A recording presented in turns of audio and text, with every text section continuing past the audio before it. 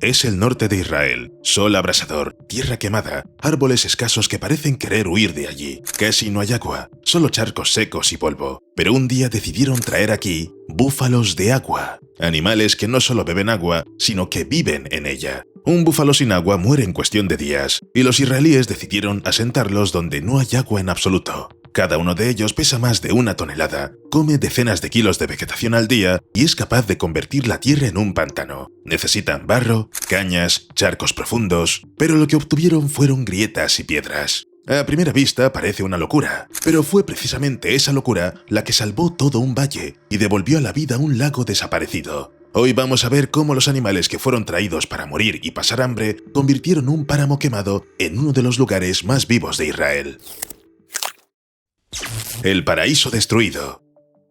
Hubo un tiempo en que, al norte de Israel, en el valle entre los altos de Golán y la Alta Galilea, se encontraba una tierra que parecía el centro de la vida. El valle de Ula era una zona húmeda y salvaje, rebosante de vida. Allí se encontraba el pequeño lago del mismo nombre, Ula, y a su alrededor, los humedales, todo eso formado por el río Jordán. Niebla, bandadas de garzas, pelícanos sobre el agua, peces en las turbias profundidades. La tierra respiraba. No era un paisaje, sino un organismo vivo. La naturaleza se sentía dueña del lugar. La gente rara vez se adentraba allí, y cuando lo hacía, era con cautela. Era difícil caminar, imposible arar, y además estaban los mosquitos de la malaria. Pero al mismo tiempo, los pantanos eran una especie de refugio. Las aves que migraban de Europa a África hacían una parada aquí, descansaban, se alimentaban y criaban a sus polluelos. En esa época, el cielo sobre Ula se convertía en un lienzo vivo y zumbante. Pero los humanos tenían otros planes. A mediados del siglo XX, Israel era un país joven, hambriento de tierra y cosechas. Los pantanos de Ula parecían una mancha inútil en el mapa, una barrera húmeda entre el sueño y la realidad. Además, la malaria era una verdadera plaga de la que todos querían deshacerse.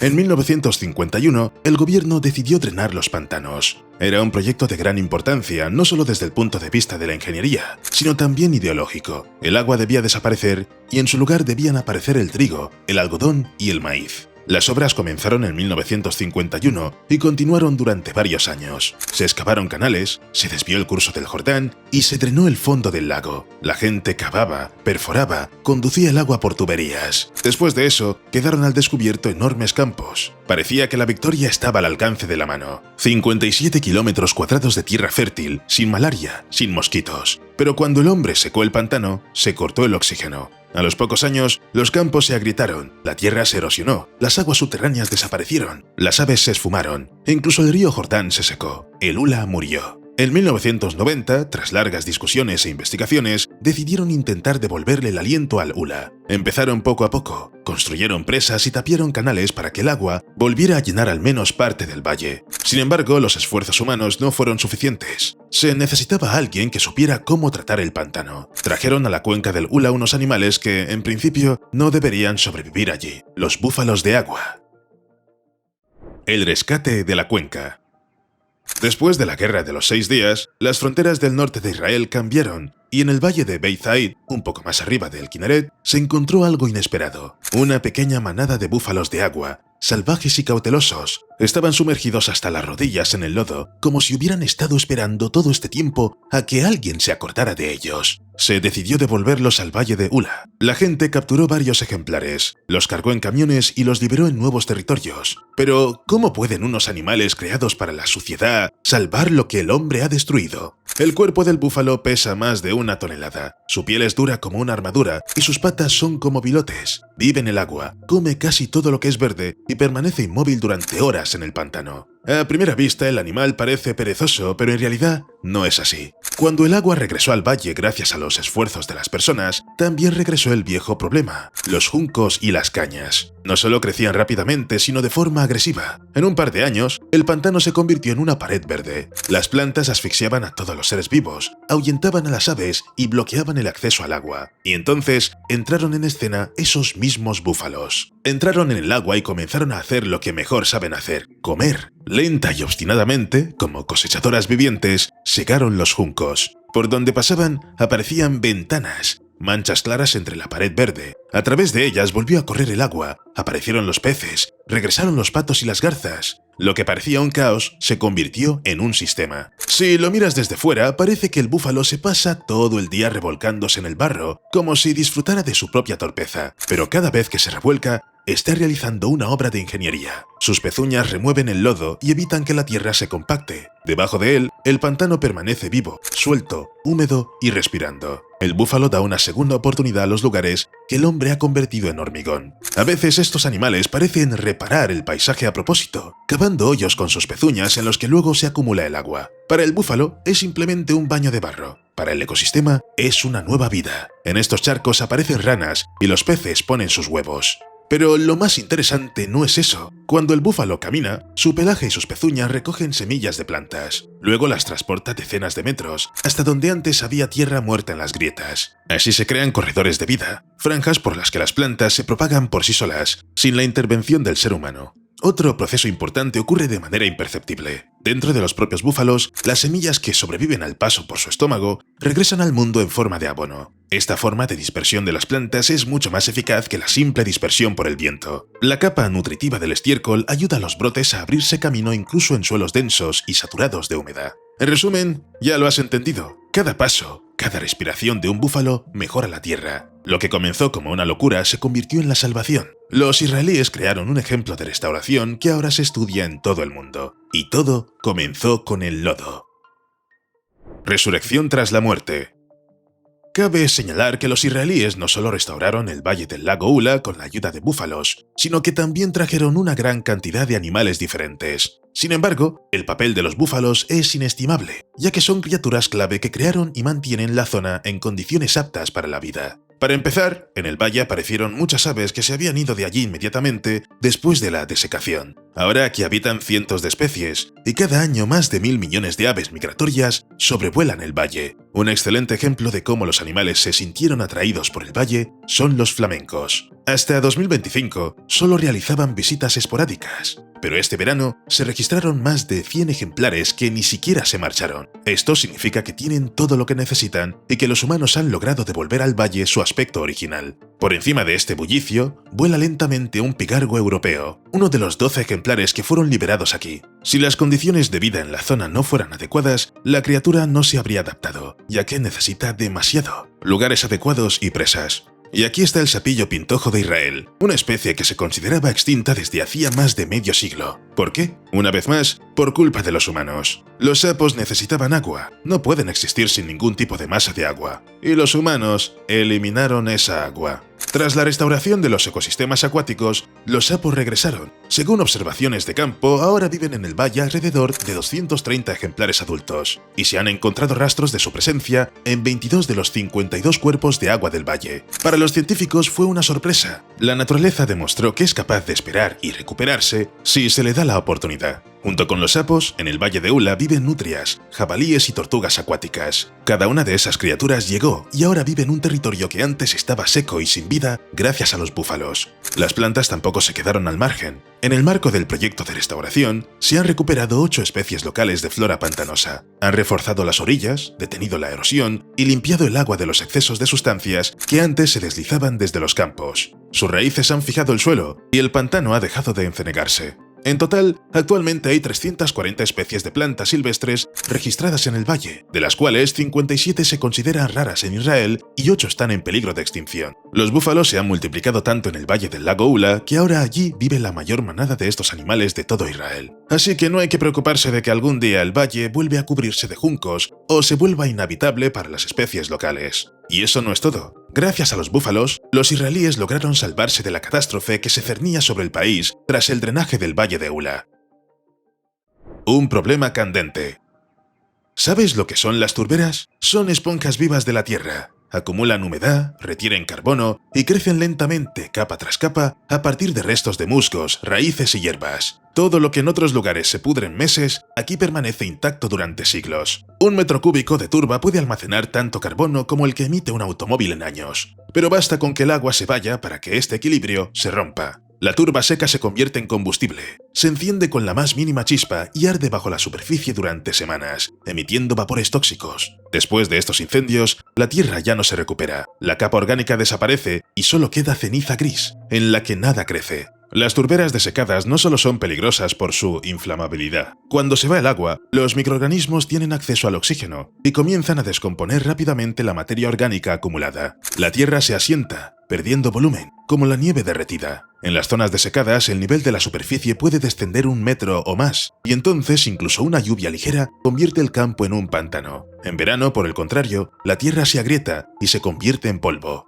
Es imposible respirar ese polvo. Es ligero, volátil y huele a quemado y podrido. El viento lo levanta y devuelve a la atmósfera décadas de carbono acumulado. Así, el pantano, que durante siglos ha sustentado la vida, se convierte en una fuente de destrucción. En Israel, todo esto ocurrió en el Valle de Ula. Cuando en la década de 1950 se drenaron los pantanos, los suelos de turba, que habían permanecido bajo el agua durante siglos, quedaron expuestos al sol. Durante varios años, todo parecía ir bien. Se sembraron los campos y los tractores circulaban por tierra firme. Pero pronto el suelo comenzó a hundirse. Aparecieron socavones y en las estaciones secas, incendios subterráneos. La turba ardía lentamente en el interior, casi sin fuego, envenenando el aire con humo y olor a quemado. El viento levantaba las cenizas y los restos de tierra quemada, convirtiendo el valle en una nube gris de polvo. En invierno se producían inundaciones. La tierra asentada dejó de retener la humedad y el agua permaneció en los campos durante semanas. A mediados de la década de 1980 quedó claro que la tierra se estaba muriendo. Ya conoces la solución. Se decidió inundar el valle. En el caso concreto de las turberas, los israelíes crearon un sistema de canales regulados y el lago artificial Agamon, gracias al cual la turba dejó de deteriorarse. E incluso el asentamiento casi ha cesado. Los microorganismos privados de oxígeno se han ralentizado de nuevo y el suelo se ha estabilizado. El pantano, al volver a la vida, ha resuelto el problema por sí mismo. ¿Qué tienen que ver aquí los búfalos de agua? Como ya hemos dicho, cada paso que dan remueve el lodo, evitando que el suelo se seque. Allí donde se tumban en el barro, la turba permanece húmeda, no se agrieta ni se pudre. Los búfalos mantienen el pantano en movimiento, impiden que el agua se estanque y crean un relieve suave, como instrumentos vivos en manos de la naturaleza. El resultado es una paradoja. Un pequeño número de animales que nadie necesita ha salvado a todo un valle de un montón de problemas. Parece que nadie puede competir con ellos en cuanto a utilidad. Sin embargo, la historia de Israel puede sorprender. Un salvador inesperado. El gamo persa solía pastar en los territorios de Irak e Irán. Con sus largos cuernos, su pelaje manchado y su mirada atenta, formaba parte del paisaje. Y entonces aparecieron, los humanos. Talaron los bosques, pastaron los rebaños, cazaron. La tierra se volvió cada vez más árida y el gamo se fue, primero de las llanuras y luego de los valles. A mediados del siglo XX ya no quedaba ninguno, excepto en Irán, donde se conservaban algunos ejemplares en las montañas, cerca de la frontera con Irak. El resto había desaparecido. En el mapa de la naturaleza se convirtió en un lugar vacío. En Israel, donde después de la guerra comenzaron a crearse centros de conservación de la naturaleza, la idea de recuperar el gamo se tomó como un reto. En la década de 1970, en la Reserva Natural Carmel Haibar, se reunió todo lo que quedaba. 2 machos y 5 hembras. Solo 7 animales. Los cuidaron como si fueran niños. Se contrató a veterinarios, zoólogos y voluntarios. Los gamos vivían aquí tras una valla, pero poco a poco se fueron acostumbrando al ruido del viento, al olor de la salvia, a una vida sin muros de hormigón. Los primeros años fueron tranquilos. Los gamos rara vez parían y a menudo enfermaban. No solo había que alimentarlos, sino que también enseñarles de nuevo a ser salvajes. No sabían cómo esconderse, cómo refugiarse, cómo buscar agua. Y este aprendizaje duró casi 20 años. A principios de la década de 1990, ya había más de 50 animales en cautiverio. Entonces, en la reserva natural comenzaron a hablar del siguiente paso: liberarlos en la naturaleza.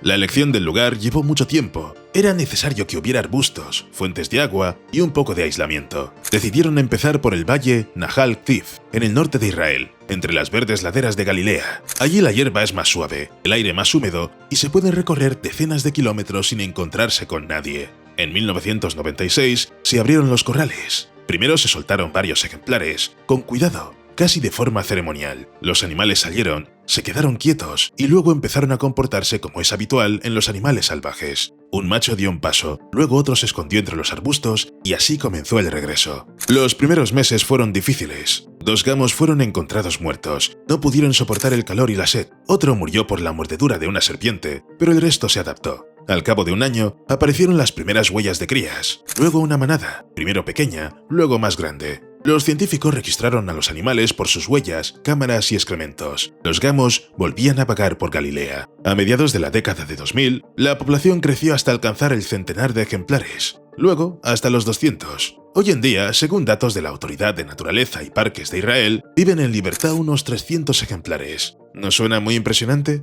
En realidad, en Israel vive un tercio de toda la población mundial. Tan graves son los problemas de este animal y tan importante es el papel del país en su recuperación.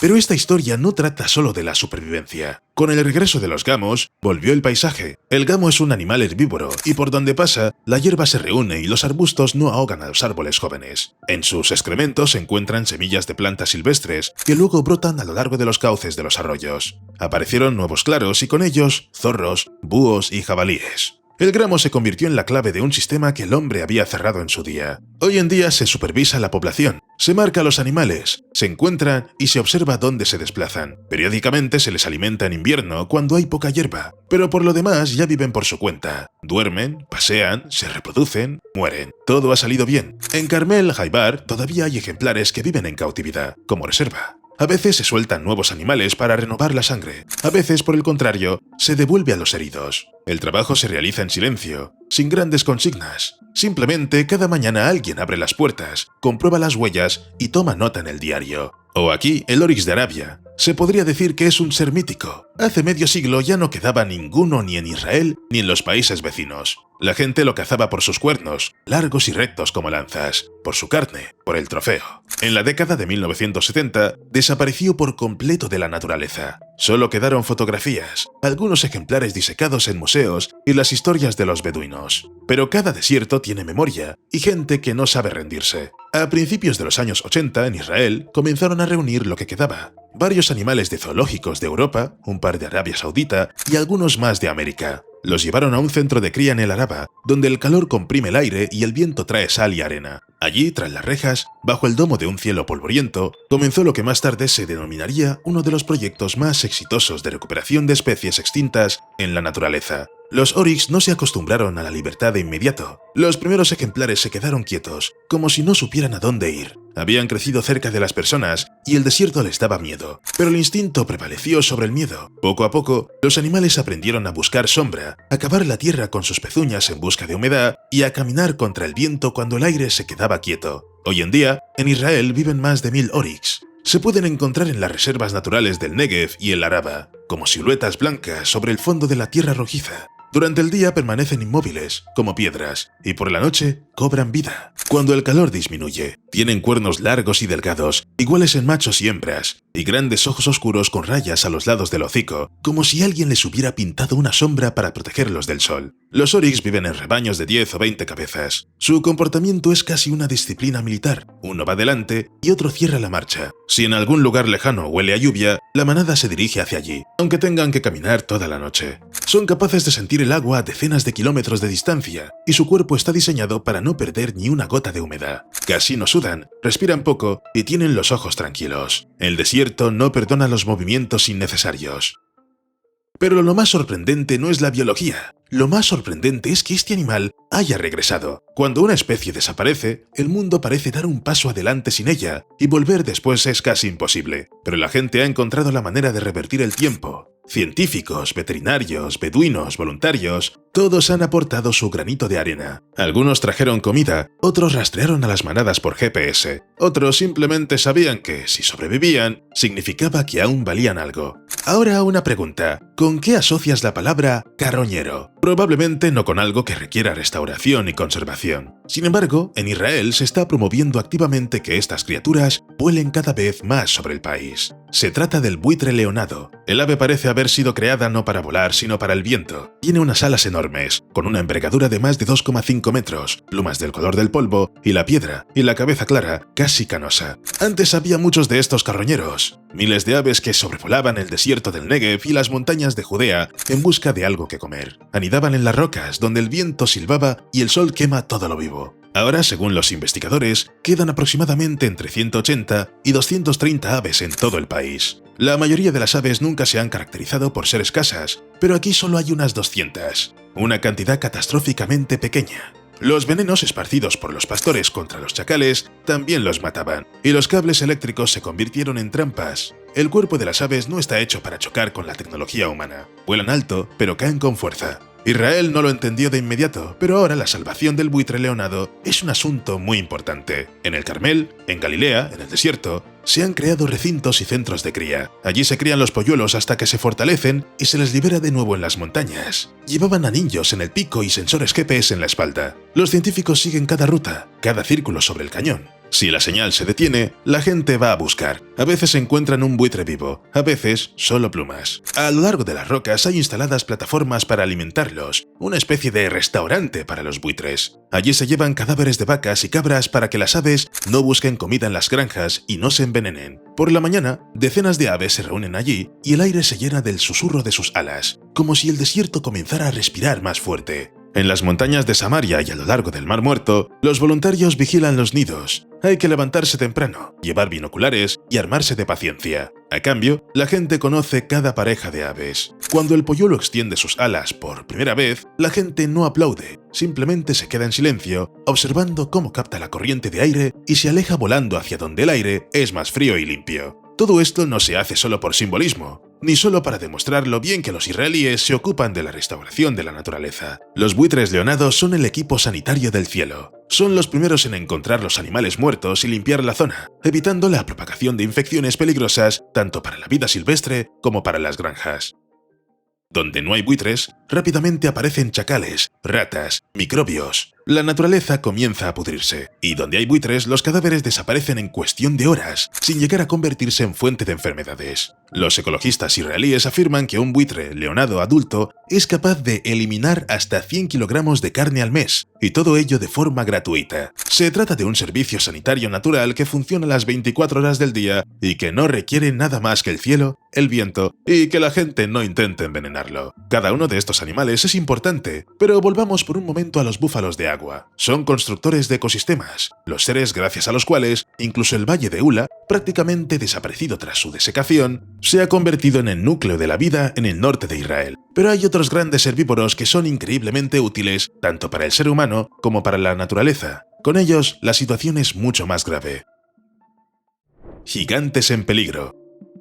El bisonte europeo es el animal terrestre más grande de Europa, y precisamente por eso no ha tenido suerte. Cuanto más grande es el cuerpo, más fácil es convertirse en blanco. En el Holoceno se le podía encontrar desde España hasta el lago Baikal, en enormes manadas que rompían los árboles jóvenes como si fueran cerrillas. Pero el hombre iba tras la carne, las pieles y los cuernos, y también simplemente por la emoción de la caza. El ser humano se desarrolló a un ritmo increíble, ampliando sus ciudades y talando grandes extensiones de bosques para dedicarlas a la agricultura. En el siglo XVII, el bisonte había desaparecido de casi toda Europa occidental. En Polonia ni en el territorio de la actual Bielorrusia todavía se podía ver, pero ya no con frecuencia. Cientos de ejemplares en lugar de miles. A principios del siglo XX, la especie vivía sus últimas décadas. En 1919 quedaban menos de 100 ejemplares en el bosque de Białowieża. A los pocos años, desaparecieron por completo. Los cazadores furtivos mataron al último bisonte salvaje en 1919 y al último bisonte del Cáucaso en 1927. Después de eso, solo quedaron 54 bisontes vivos en todo el mundo, y todos ellos en zoológicos.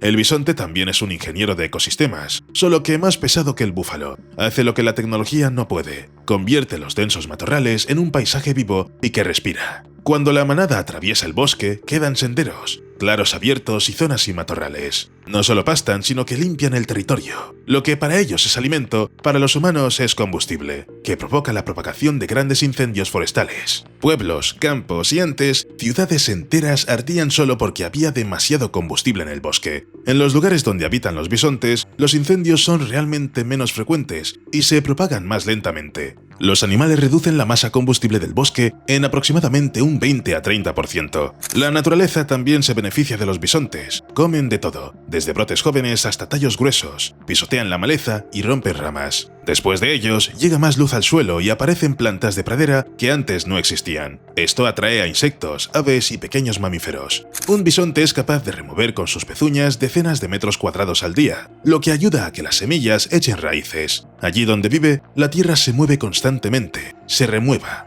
Cuando los exterminaron, nadie lo sabía, por supuesto. Por eso, ahora hay que agradecer la casualidad y el deseo de las personas de corregir sus errores, ya que la recuperación de la población de bisontes en Europa ha comenzado. Los primeros programas de cría se pusieron en marcha en Polonia y Alemania, a los que más tarde se unieron los Países Bajos, Bielorrusia, Rusia y los países bálticos. El objetivo principal era sencillo, no solo criar bisontes, sino devolverlos a su hábitat natural, donde pudieran volver a existir sin la intervención constante del ser humano.